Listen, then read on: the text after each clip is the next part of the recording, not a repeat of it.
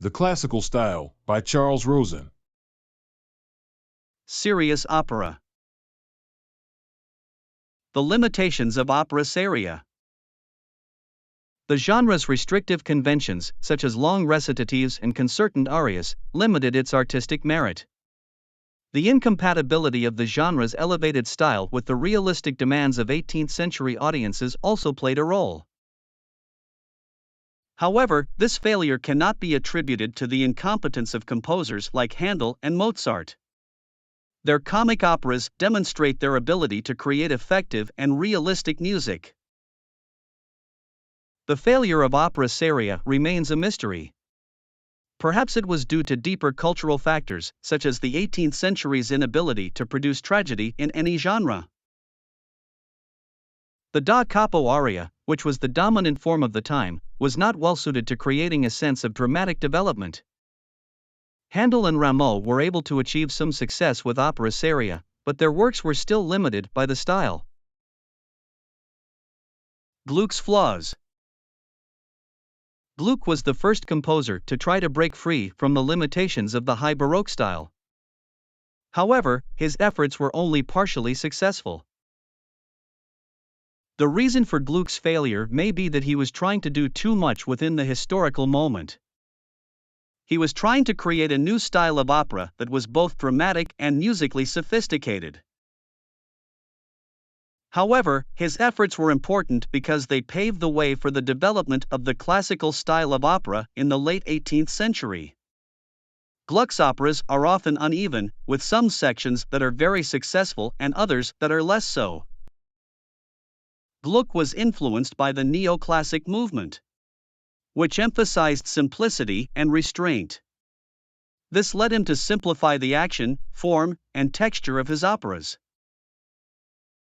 However, his attempt to create a more natural form of opera was hampered by the conventions of the time. The neoclassic style is also characterized by a tension between theory and practice. This tension resulted in some inconsistencies in his operas. But despite these flaws, Gluck's music is often powerful and moving, even when it is simple. The austerity of his music is a reflection of the neoclassic ideal of simplicity and restraint. This is why his operas are still considered masterpieces. Breaking with the neoclassical tradition. Mozart broke with this tradition by making the music an equivalent for the dramatic action. He achieved this by combining the expression of feeling with the movement of the drama in a way that was both natural and musically satisfying. Gluck also tried to break with the neoclassical tradition, but he was not as successful as Mozart. His music often has a static quality, which he tried to overcome by experimenting with changing tempi. However, these experiments were not always successful. This passage from the overture to Iphigenie in Tauride illustrates Gluck's difficulty with changing tempi. The sudden change in rhythmic movement in this passage has a jarring effect. It shows how difficult it was for Gluck to break away from the neoclassical tradition. Gluck's rhythmic system is a contradiction. His phrasing is classically articulated, but his pulsebeats are weakly differentiated, which is more suited to Baroque continuity.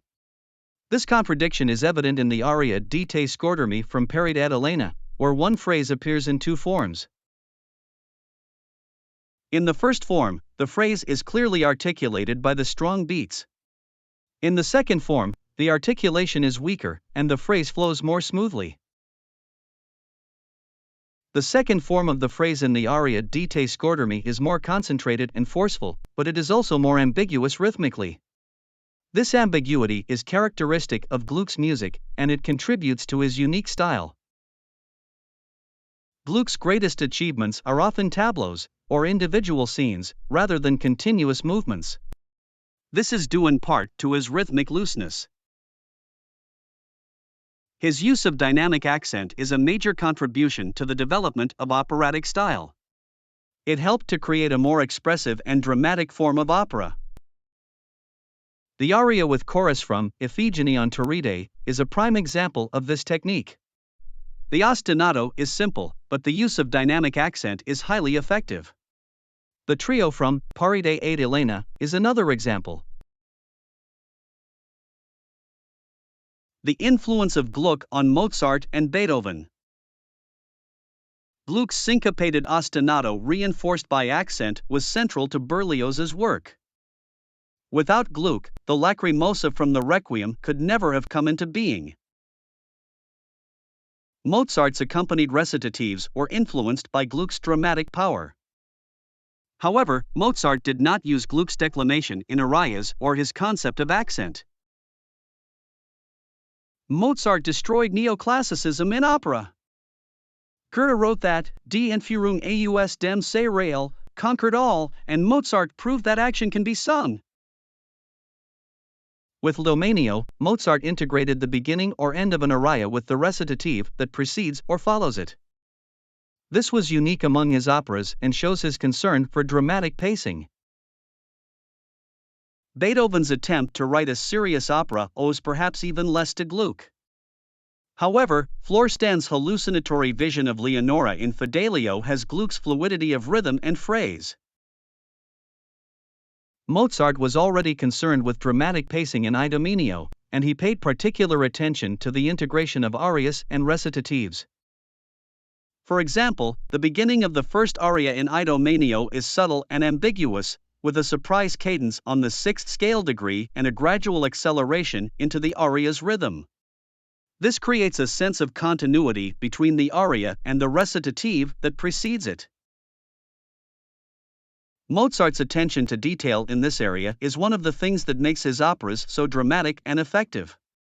He was able to create a seamless flow between the different elements of the opera, which helped to transport the audience into the story. This aria, too, ends with a phrase designed to prevent any applause and to move immediately into the recitative. Mozart's Idomeneo, a masterpiece or a flawed work? Mozart attempted to unify recitative and more richly organized form in Idomeneo, but it didn't succeed. His style was too rapid for opera seria. The denouement of Idomeneo is similar to Fidelio's, but Mozart's scene is entirely an accompanied recitative. Beethoven's quartet is more exciting because it uses sonata form to create extreme harmonic tension. Mozart struggled to manage modulations of that power and gravity or violent shifts of rhythmic texture within a sonata form. This is the weakest point of the score. Overall, Idomeneo is a beautiful and innovative opera, but it's also a flawed work.